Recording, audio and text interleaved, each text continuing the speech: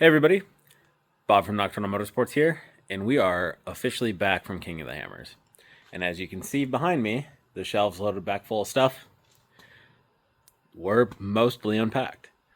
Now, the race car's still in the trailer. We're not going to work on it for a few weeks, so it can stay there. It's nice storage, and it gives us the space to take care of a few other projects.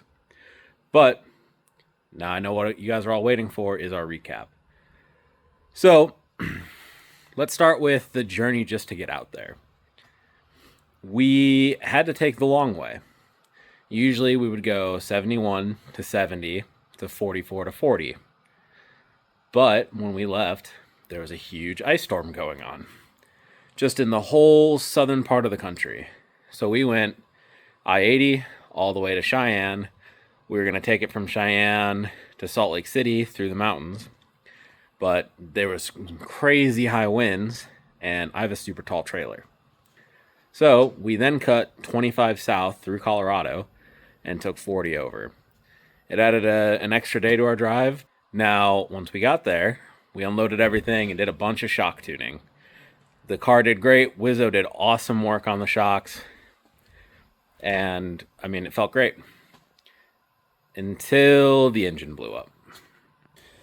When the engine blew up, it wasn't anything spectacular either. Basically, the car shut off and a whole bunch of blue smoke started coming out the passenger side.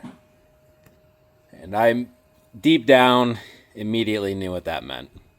So we got out of the car. I saw it starting to drip oil everywhere, and we knew the block was toast. We walked backwards on the lake bed and found all these pieces. So we have a piston, we have a valve, and I believe this is block. When we took it apart, we did find that valve spring broke. And there you can see the hole in the block. Now we haven't taken the engine apart more than that. It's part assembled. We did look up from like inside, and you can see that piston is just all over the place. But maybe a future video we'll dive into that engine and see what it looks like. So after that, we went looking for an engine. Thank you to Brian Tremp, another racer. He had one, and we made a deal. So we spent the next 3-4 days learning a lot about LS engines and swapping one in the lake bed. The engine we pulled out of the car was a Gen 4, and the engine we were putting in, it was a Gen 3 block. The heads were still the same, so all of our accessories pretty much came right over. But on top of that, we had to work with a tune. Now, Brian gave me a tune file, but it was built in Holley Terminator. We run a Holley HP system. So huge thank you to Nick over at NCX Concepts. He was able to build the tune in Holley HP, send it to us, and kind of lead us in the direction that we needed to make changes on the car. Well, not the car, the wiring, to make the Gen 4 wiring harness work with the Gen 3 engine. But huge thank you to Nick there. We wouldn't have got this done without him at all. And we got the car fired back up and running. Now, unfortunately, we are pretty deep in at this point. It took us 4 days to get the car running and driving, so we lost almost all of our pre-running time. We had the one day that we could pre-run the desert loop, and that proved vital because the desert was very fast. But there are a few gotchas in there. So we only got to pre-run the desert. So we did get to pre-run the qualifying course. We ran it 4 or 5 times, and we felt good about it. We didn't really go into it trying to, set a record time or anything like that. We had just done a massive repair on the lake bed, and I really did not want to do another big repair. So we had a 2:54 for our time. Not great, not bad. We were going to start mid-pack, which is kind of what I wanted to do anyways. Nothing is a bigger adrenaline rush to me than passing somebody in the desert. So starting mid-pack, I was okay with it. Yeah, after qualifying, we went through the car, changed out some hardware, and just did a once-over and just trying to get ready for race day. It's Friday morning. It's race day. And we're lined up. The nerves are a little high because we didn't get a chance to pre-run any of the rock trails other than Aftershock. So we were just going to, do the best we could. Now we were fortunate to get some notes from another racer, and that definitely helped a little bit. But I mean, some of you guys know, unless you actually see it, it's real easy to get confused and lost out there. But anyways, we line up, green flag drops, and we're off. So we make our way through the desert. It is super dusty out there. Like, we can't see anything, but we keep making forward progress, and the transmission's getting hot. So we roll into the remote pit. We weren't expecting to stop there, and we did our usual of spray out the coolers. That cooled it down some.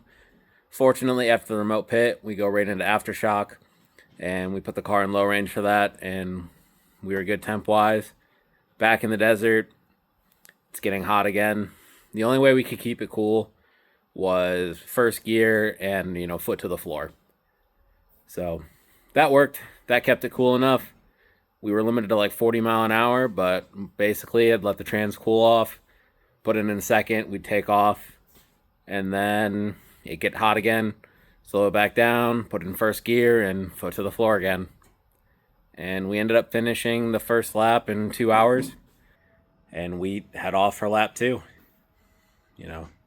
We were just cruising along, and we get into Spooners, we pass a few cars, go up through outer limits, we pass a few more cars, and we just keep picking them off. We stop in the remote pit again. They do a once-over on the car. Everything looks good. We take back off. And now this is where our lack of pre-running really starts to come in. There's a couple tight turns in there that we kind of missed. And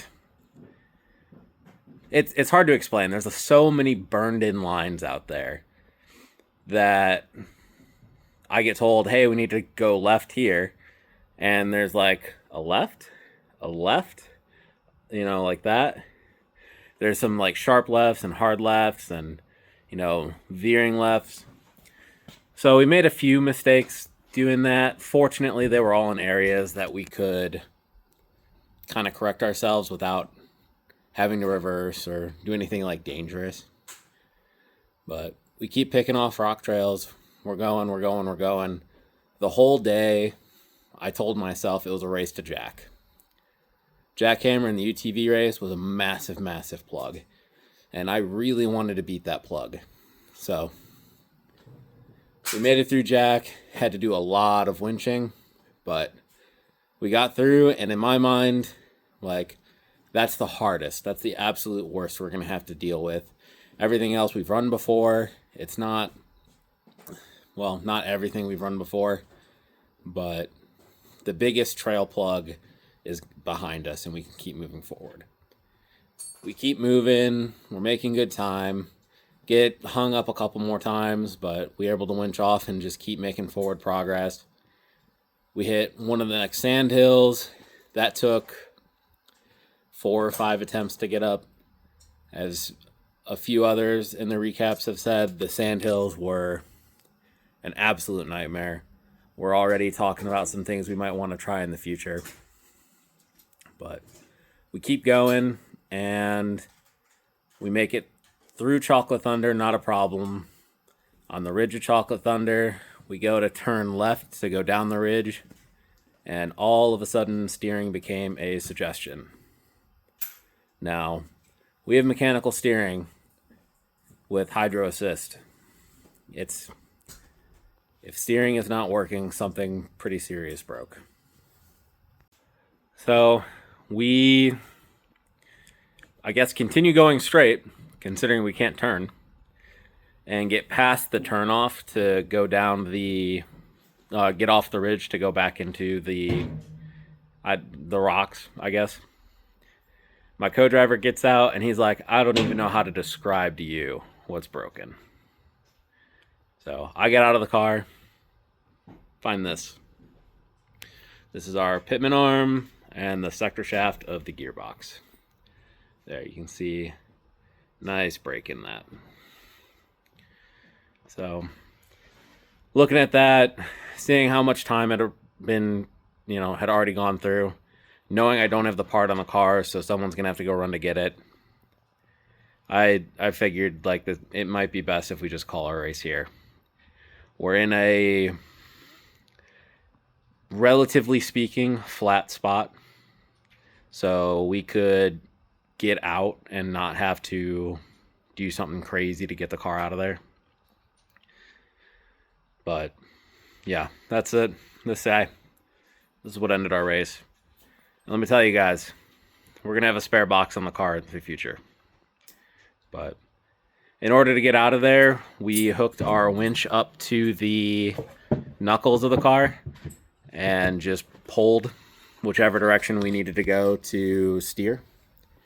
Not the easiest on the winch cable, but that zombie choker tow rope really held up to that kind of abuse.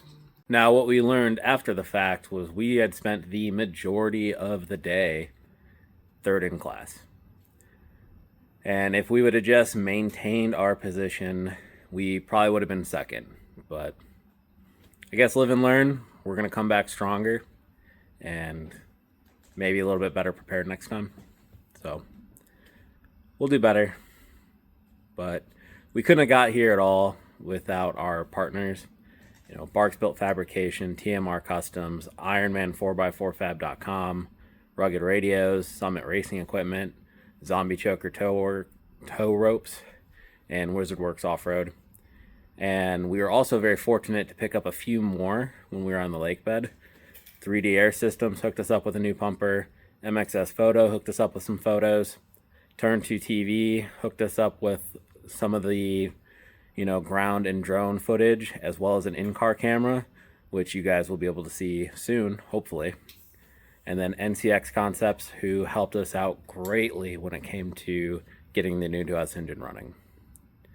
So I'm not 100% sure what our next race is going to be, but we will be back.